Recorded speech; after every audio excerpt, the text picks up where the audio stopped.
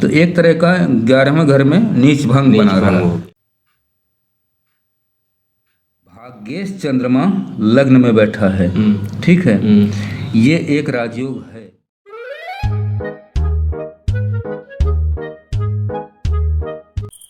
ये कुंडली है वॉरेन बफेट की।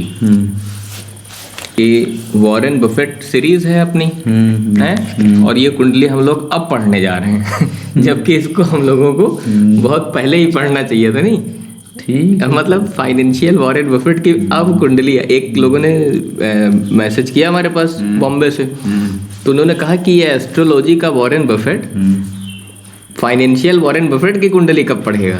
तो हमने कहा ठीक है, अच्छा वो मंगवाते हैं। तो हमने कनाडा फ़ोन किया, तो एक सब्सक्राइबर थे, तो वो रिसर्च करते थे, तो उन्होंने भेजी, तो हमने कहा इसको पढ़िए, देखिए। वृश्चिक लग्न की कुंडली है, ठीक है, वो वृश्चिक राशि भी है, ठीक, सूर्य सिंह राशि का है। तो लग्नेश मंगल 8वें घर में गया, है ना, तो लग्नेश द्वितीय भाव में, अष्टमेश का बुध द्वितीय भाव में, मध्य हो गई, और लग्न स्थिर में है, चंद्रमा स्थिर में है, अल्प हो गई। शनि द्वितीय भाव और चंद्रमा स्थिर, दीर्घायु हो गए। आयु के हिसाब से तो ठीक है कुंडली, है ना। अच्छा, अब और राजयोग देखे जाए। भाग्येश चंद्रमा लग्न में बैठा है, ठीक है, ये एक राजयोग है।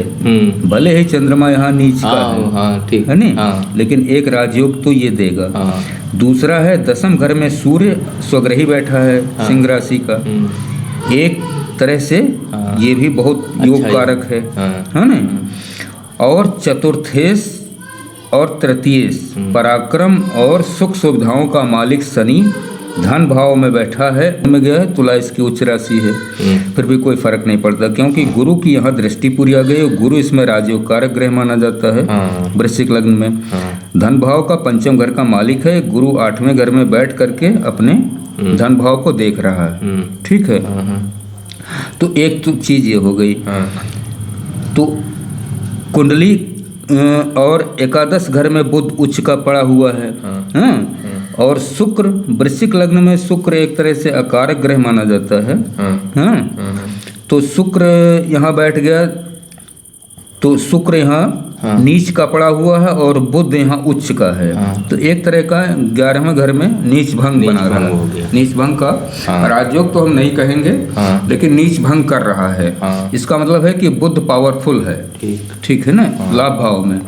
तो लाभ भाव का मालिक लाभ भाव में उच्च का, धन भाव का मालिक अपने से 8वें घर में बैठा है गुरु, और धन भाव को देख रहा है। अब आओ 8वें घर से धन की स्थिति में बताता हूँ, जो बहुत सारे लोगों की समझ में नहीं आएगी। यही तो हम चाह रहे थे कि अब अष्टम घर खुले जरा थोड़ा, तो कुछ मजा आए। क्यों नहीं आएगा समझ में?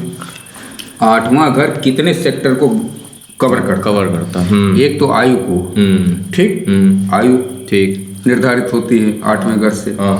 8वें घर से पूर्व जन्म से, है ना, के कर्म निर्धारित किए जाते हैं।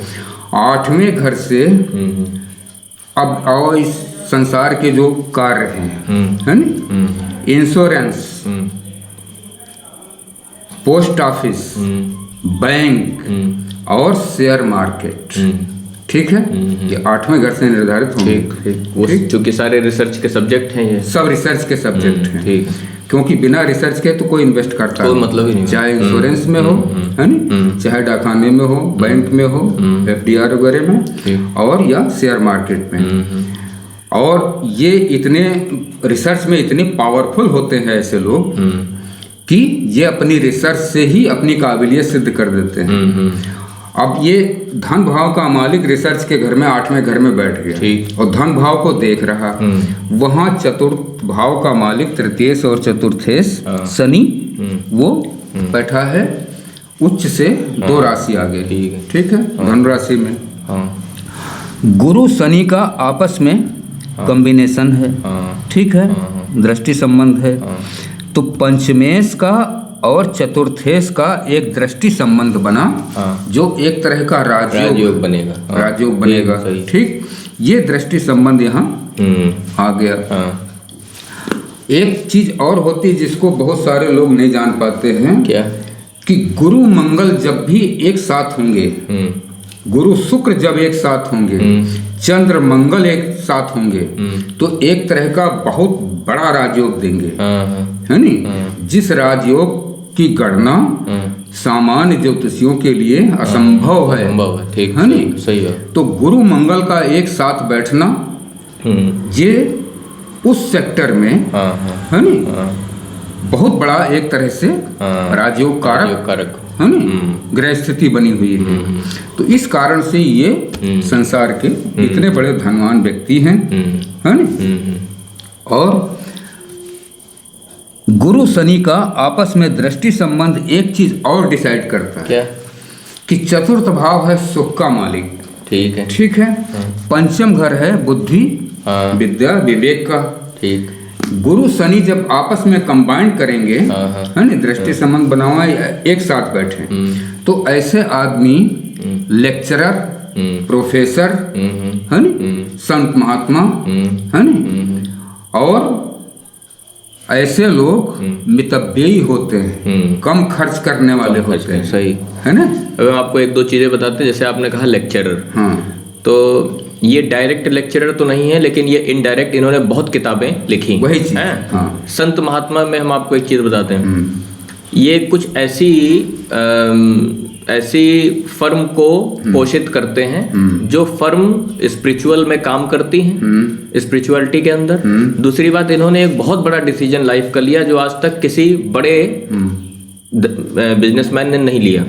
वो ये था कि इन्होंने अपना पूरा पैसा एक फर्म बनाई, ट्रस्ट बनाई बिल गेट्स के साथ में, और उसमें पूरा डोनेशन कर दिया कि इनके मरने के बाद इनका सोच देखिए आप क्या। इन्होंने कहा ये पैसा हमने पब्लिक से कमाया है, तो ये पब्लिक के पास वापस करके हम चले जाएंगे। तो वो गुरु शनि की एक प्रवज्जा बनती है ना, प्रवज्जा के कारण, प्रवज्जा के कारण कि वो आदमी दूसरों के लिए जीवित रहता है, दूसरों के लिए कर्म करता, अपने लिए नहीं करता। और हम आपको एक तरीका बताते हैं इनका। ये एक ऐसे इन्वेस्टर है, मतलब ये इनको हम आइडल इन्वेस्टर मानते हैं इस धरती का।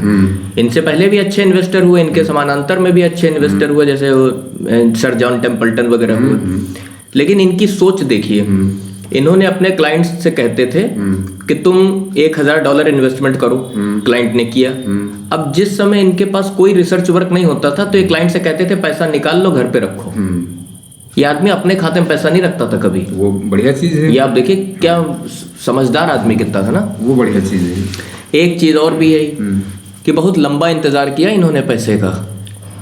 1990 के बाद इनको सफलता मिली है। तो वो गुरु शनि के आपस में दृष्टि संबंध के कारण है। 60वें साल के गुरु शनि है ना आपस में संबंध बनाएंगे, तो हर चीज देर से होती है ना, तुरंत नहीं होगी। अगर ये शनि यहाँ ना होता, मंगल और गुरु का होता कॉम्बिनेशन, तो फटाफट होता जाता था, जल्दी जाता। तो गुरु शनि की वजह से ऐसा है कि उसमें देरी का स्वभाव है। और फेडरल गवर्नमेंट है और तमाम यूरोपियन गवर्नमेंट के ये सलाहकार हैं फाइनेंस वो के, तो होंगे ही, है ना। तो हमने वो जो आप अभी बताए ना लेक्चरर वाली, वो यहाँ पे एकदम है, सटीक लगती है।